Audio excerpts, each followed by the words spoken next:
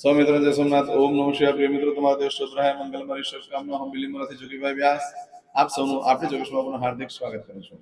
મિત્રો, આજ રોજ જોઈશું આજનો શુભ પંચાંગ। આજે તારીખ છે 23/4/2026 ને ગુરુવાર, વૈશાખ સુદ સાતમ તિથિ છે। આજે ગંગા સાતમ તરીકે ઓળખવામાં આવે છે આજના દિવસને। આજે ગંગાજીનું પ્રાગટ્ય દિવસ તરીકે પણ ઓળખવામાં આવે છે। આજે ગંગા પૂજન કરવાનું ખૂબ જ મહત્વ હોય છે। આજે ગુરુ પુષ્યાવત શુદ્ધિ યોગ પણ છે। આજના દિવસે એકંદરે શુભ છે કોઈ પણ કાર્ય કરવા માટે। આજે જે બાળકનો જન્મ થાય છે ને તિથિ ગણાય છે સાતમ। આ સાતમ તિથિ આજે રાત્રે 8:50 પૂર્ણ થઈ જાય અને ત્યાર પછી જે બાળકનો જન્મ થાય એની આઠમ તિથિ ગણાશે। આજે જે બાળકનો જન્મ થાય છે નક્ષત્ર ગણાય છે પુનર્વસુ। પુનર્વસુ નક્ષત્ર ઘણું શુભ છે। આ પુનર્વસુ નક્ષત્ર રાત્રે 8:58 પૂર્ણ થઈ જાય ત્યાર પછી બાળકનો જન્મ થાય એનું પુષ્ય નક્ષત્ર ગણાશે। આજે જે બાળકનો જન્મ થાય છે એનો યોગ ગણાય છે શુક્રમાં। શુક્રમાં યોગ આજે સવારે 6:08 પૂર્ણ થઈ જાય ત્યાર પછી જે બાળકનો જન્મ થાય તૃતીય યોગ ગણાશે। આજે જે બાળકનો જન્મ થાય છે એનું કરણ ગણાય છે ગરકરણ। આજે સવારે 9:46 પૂર્ણ થઈ જાય ત્યાર પછી જે બાળકનો જન્મ થાય એનું વિષ્ટિકરણ ગણાશે, વણિજકરણ ગણાશે। આજે જે બાળકનો જન્મ થાય છે ને રાશિ ગણાય છે મિથુન। મિથુન રાશિનો અક્ષર આવે છે કચ્છ। મિથુન રાશિનો સ્વામી બુધ છે। મિત્રો, આ મિથુન રાશિ આજે બપોરે 3:14 પૂર્ણ થઈ જાય છે એટલે ધ્યાન રાખજો, રાશિ બદલાય છે। આજે બપોરે 3:14 પછી જે બાળકનો જન્મ થાય એની કર્ક રાશિ ગણાશે। કર્ક રાશિનો અક્ષર આવે છે ડ। કર્ક રાશિનો સ્વામી ચંદ્ર છે। આ કર્ક રાશિ આજે બપોરે 3:14 થી શરૂ થઈ 25 તારીખે રાત્રે 8:05 પૂર્ણ થઈ જશે। ત્યાં સુધી જે બાળકોને જન્મ થશે બધાની રાશિ કર્ક રાશિ। આ રાશિથી વાર નક્ષત્ર કરવાનું બહુ જ મહત્વ છે। મિત્રો, જેનો જન્મ હોય તેને ચોક્કસ પ્રમાણે પૂજા વિધિ કરી લો જેથી કરીને જીવન સરળ બને। જે કોઈ મારા સબસ્ક્રાઇબ મિત્ર ઘર પર मध्ये કોઈ પણ સદસ્યની વર્ષગાંઠ છે યા મેરેજ એનિવર્સરી છે, બધાને મારી ઘણી ઘણી શુભકામના। તમારા જીવનમાં ખૂબ પ્રગતિ ઉન્નતિ થાય। ભગવાન શંકર તમારી બધી મનોકામના પૂર્ણ કરે। સવારમાં ઉઠી આજનું શુકન કરજો જેથી કરીને આખું વર્ષ તમારું સુંદર રીતે વ્યતીત થાય। આજે કોઈ મારા સબસ્ક્રાઇબ મિત્ર મારા ઘર પર मध्ये કોઈ પણ સદસ્યને બીજી જગ્યાએ ઇન્ટરવ્યુ આપવા જઈ રહ્યા છે, કોઈ નોકરી ધંધા માટે જઈ રહ્યું છે, આજના દિવસે કોઈ યાત્રા પ્રવાસ માટે જઈ રહ્યું છે, આજે કોઈ વિદેશમાં જઈ રહ્યું છે, આજે કોઈનો ઓપરેશન હોય, ડિલિવરી હોય, સગાઈ હોય, છઠ્ઠીની પૂજા, હવે કોઈ પણ કાર્ય કરવા જઈ રહ્યા છો તમારા કાર્યમાં સારી સિદ્ધિ પ્રાપ્ત થાય હું ભગવાનને પ્રાર્થના કરું। પરંતુ આજે ઘરેથી નીકળો છો ત્યારે આપણી જોગેશ્વર ચેનલ પર જઈ પ્લેલિસ્ટમાં જઈ ગુરુવારનું શુકન કરીને નીકળો તો સારી સફળતા પ્રાપ્ત થશે। આજે શામ તમે ઘરેથી નીકળો ત્યારે ગુરુને વંદન કરી નીકળો। ગુરુ મહારાજને કોઈ ગુરુ ન કર્યા હોય જીવનમાં તો ભગવાન કોણ છે? પ્રથમ ગુરુ માતા પિતા છે। માતા પિતાને વંદન કરીને નીકળો। આજના દિવસે બ્રાહ્મણોને ભોજન કરવાનું બહુ જ મહત્વ હોય છે। એમ પણ આજે પુનર્વસુ નક્ષત્રનો ગુરુવાર છે, સાથે પુષ્ય નક્ષત્ર પણ છે। બ્રાહ્મણ ભોજન કરાય એનાથી ઘણો ફાયદો થશે, લક્ષ્મી દેવી ખૂબ પ્રસન્ન થશે। આજના દિવસે કોઈ પણ કાર્ય કરવા માંગો છો તેના માટે એક ચોક્કસ શુભ સમય છે, જોઈ લઈએ। આજે સવારે 6 થી 7:30 વાગ્યા સુધીનો સમય શુભ રહેશે। એ જ રીતે આજે સવારે 10:30 થી બપોરે 3 વાગ્યા સુધીનો સમય શુભ રહેશે। સાંજે 6 થી રાત્રે 9 વાગ્યા સુધીનો સમય શુભ રહેશે। રાત્રે 12 થી આવતીકાલે મળસ્કે 1:30 સુધીનો સમય શુભ રહેશે અને આવતીકાલે મળસ્કે 3 થી સવારે 6 વાગ્યા સુધીનો સમય શુભ રહેશે। આ સમયગાળા દરમિયાન તમે કોઈ પણ કાર્ય કરો છો તે કાર્યમાં તમને દિવ્ય સફળતા પ્રાપ્ત થઈ શકે છે। પરંતુ મિત્રો, આજે રાત્રે 8:58 સુધીનો સમય ઘણો શુભ છે। એમાં તમે કોઈ પણ કાર્ય કરો છો એમાં તમારી કોઈ વસ્તુ ચોરાઈ ગઈ ખોવાઈ ગઈ તો 7 દિવસ મળશે। આ સમયગાળા દરમિયાન કોઈ પણ કાર્યનો આરંભ કરી લો, ખરીદી કરી લો, વેચાણ કરી લો। સોનું, ચાંદી, હીરા, માણેક, મોતી, વસ્ત્ર, પાત્ર, અન્ન, ધન, વાહન, ઘર, પ્રોપર્ટી, મિલકત બધું જ ખરીદી કરી શકાય છે। આજનો દિવસ ઘણો શુભ છે। આજના દિવસે કરેલા કાર્ય લાંબો સમય સુધી સુખ પ્રાપ્ત કરાવતું હોય છે। સુખ સમૃદ્ધિ તો મળે પણ ઘરમાં સુખ પ્રસંગો પણ આવશે। આજના દિવસે નવા વસ્ત્ર ધારણ કરવા જોઈએ, દરેક જણાએ જ કરી લેવા જોઈએ। અડચણો, મુશ્કેલીઓમાં નિવારણ થઈ જાય છે। ગમે તે ખરાબ પરિસ્થિતિમાંથી પણ તમે બહાર નીકળી શકો છો। આજના દિવસે નવા વસ્ત્ર ધારણ કરવાનું બહુ જ મહત્વ છે। નવા વસ્ત્રમાં ધ્યાન રાખો જે ક્યારેય કોઈએ ન પહેર્યું હોય, જેનો ઉપયોગ જ ન કરવામાં આવ્યો હોય તેવું વસ્ત્ર સમજો। આવકમાં પણ વધારો થશે। બીજું, જે ભાઈઓ બહેનોના લગ્ન ન થતા હોય એ લોકો આજે નવા વસ્ત્ર ધારણ કરી લે, એ લોકોના ઘરમાં સુખ પ્રસંગ જલ્દી આવશે। આ બધો જે સમય છે ને એ આજે રાત્રે 8:58 સુધી છે, પરંતુ આજે રાત્રે 8:58 થી લઈ આવતીકાલે રાત્રે 8:15 સુધીમાં જો તમારી કોઈ વસ્તુ ચોરાઈ ગઈ કે ખોવાઈ ગઈ તો 7 દિવસમાં મળે, બાકી શક્યતા ઓછી। આ સમયગાળા દરમિયાન પણ ખરીદી કરવા માટે ઉત્તમ દિવસ છે। આજના દિવસે ખરીદી કરવા માટે આખો દિવસ સારો ગણી લો। આજે કરેલા કાર્યમાં લાંબો સમય સુધી સુખ પ્રાપ્ત કરાવે છે। અને રાત્રે 8:58 પછી તમે કોઈ નવો વસ્તુ ધારણ કરો છો તો ઇન્ટરવ્યુમાં સફળતા મળે, ધનવાન થવાનો યોગ ઉભા થાય, આવક વધે અને જાવક ઘટે અને વ્યાજની આવકમાં વધારો થઈ શકે છે. માટે આવું બધું જે ફળ છે આજે રાત્રે 8:58 થી આવતીકાલ રાત્રે 8:15 સુધીમાં મળે. આજે કરશો આજનો સંકલ્પ, ચમચીમાં પાણી લઈ લો. આજના દિવસે કોઈ પણ બાળકનો જન્મ કરાવવો હોય તો કરાવી શકાય છે, સીઝર વગેરે કરી શકો છો. આજનો દિવસ શુભ રહેશે. અદ્યતન માસના માસોત્તમ બ્રહ્મ પવિત્ર વૈશાખ માસે શુભે શુક્લ પક્ષે સપ્તમ્યાયામ બૃહસ્પતિવાસર વિત્તાયામ આજે કળશનું પૂજન કરજો. ખાસ કળશને 4 બાજુ કંકુના ચાંદલા કરી અને પછી બે કળશને બંને હાથ લગાડી રાખવાના. સંકલ્પ કરો ને પછી અને હાથ લગાડીને હું મંત્ર બોલી દઉં છું. નમામિ ગંગે તવ પાદં સુરાસન ભક્તિમ ચ મુક્તિમ દાસન ભાવના સહસ્રદાન. ઉપર જમણો હંટાકી દો, ઉપર ડાબો હંટાકી દો. વમ વરુણાય નમઃ 8 વખત બોલી છે. અને પછી એ પાણી જે છે તે પૂજામાં આવે. આ ગંગાજળ બની જશે. આજે ગંગા સપ્તમી છે. આ પાણી ઘરમાં પણ છાંટી શકો છો. પણ આ પૂજા જે કળશની બતાવી સંકલ્પ કર્યા પછી કરવાની છે. પૂજા પતી જાય એટલે દરેક જણા જય ગંગે લખીને મોકલાવજો.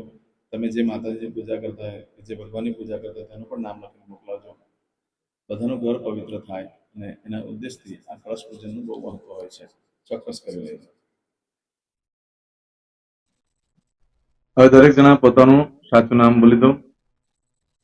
તમારું ગોત્ર ખબર હોય તો ગોત્ર બોલી દેવાનું.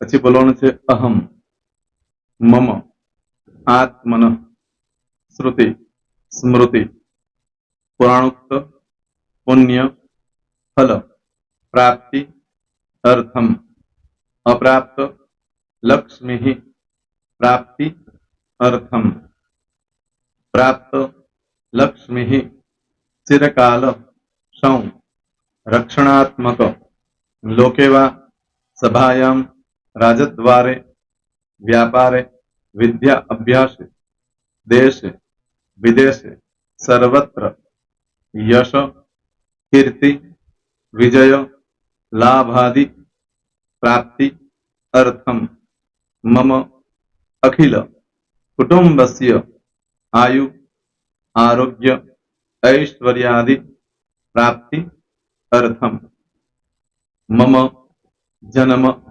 समय तथा च विप्र वृंदानां जन्म समय जन्म कुंडली मध्ये स्थित ग्रहः गोचर ग्रहः महादशा अंतर्दशा प्रत्यंतर्दशा तथा च योग युति दृष्टि मध्ये शुभ फल प्राप्ति अर्थम भय रोग शत्रु बाधा दोष मारण तारण मंत्र तंत्र अरिष्ट दोष पीड़ा निवृत्ति अर्थम भूत प्रेत पिशाचादि द्वारा रचित अरिष्ट दोष निवृत्ति अर्थम मम सकल मनवांछित फल. હવે તમારા મનમાં જે કઈ ઈચ્છા હોય તે બોલી જવાનું.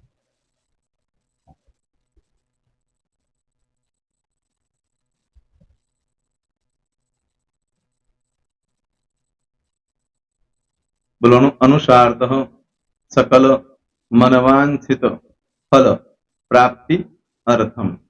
હવે જે બરકતની પૂજા વાળા છે એ લોકો તો આ બધું બોલવાનું જ હોય છે. એ લોકો માટે કોઈ સ્પેશિયલ નથી. પણ જે લોકોએ હવે જે કહું છું તે લોકોએ જ બોલવાનું. જેના લગ્ન થઈ ગયા હોય એ લોકોએ બોલવાનું છે. મમ દાંપત્ય જીવન મધ્યે સુખાકારી પ્રાપ્તિ અર્થમ પુત્ર પૌત્રાદિ સંતતિ પ્રાપ્તિ અર્થમ. આ સંતાન પ્રાપ્તિ વાળા માટે પણ આવી જાય છે. એમાં દીર્ઘ આયુ આરોગ્ય ઐશ્વર્યાદિ પ્રાપ્તિ અર્થમ તથા ચ. હવે જેના લગ્ન નથી થયા તે લોકોએ બોલવાનું. મમ જટટી વિવાહ યોગ પ્રાપ્તિ અર્થમ વિવાહ પશ્ચાત दाम्पत्य जीवन मध्य सुखाकारी प्राप्ति अर्थम। હવે જે લોકોને સંતાન પ્રાપ્તિ નથી, જે લોકોને સંતાન પ્રાપ્તિ છે કરવી છે એ લોકોએ બોલવાનું મમ દાંપત્ય જીવન મધ્યે સુખાકારી પ્રાપ્તિ અર્થમ તથા ચ દીર્ઘ આયુ આરોગ્ય ऐश्वर्यादि समन्वित संतति सुख प्राप्ति अर्थम। હવે જો અભ્યાસ કરી રહ્યા છો છોકરા વિદ્યાર્થીઓ છે તે લોકોએ બોલવાનું છે મમ વિદ્યા અભ્યાસ મધ્યે ઉત્તરો ઉત્તર પ્રગતિ ઉન્નતિ સાનુકૂલતા પૂર્વક દિવ્ય સફળતા પ્રાપ્તિ અર્થમ। હવે જે લોકો વિદેશમાં જવા માંગતા હોય કે શીખમાં જવા માંગતા હોય, મતલબ ભારત દેશની બહાર જઈને ધંધો વેપાર કરવા માંગતા હોય એ લોકોએ, અથવા વિદેશ જવા માંગતા હોય કાયમ માટે, એ લોકોએ બોલવાનું છે મમ જટટી વિદેશ ગમન યોગ પ્રાપ્તિ અર્થમ વિદેશ ગમન કાર્ય મધ્યે સાનુકૂલતા પૂર્વક દિવ્ય સફળતા પ્રાપ્તિ અર્થમ। આરોગ્ય વાળા બોલવાનું છે, જેને આરોગ્યની પૂજા આપેલી હોય એ લોકોએ। એમ તો દરેક જણા જ બોલવાનું છે। બોલો મમ આયુ આરોગ્ય ऐश्वर्यादि प्राप्ति अर्थम।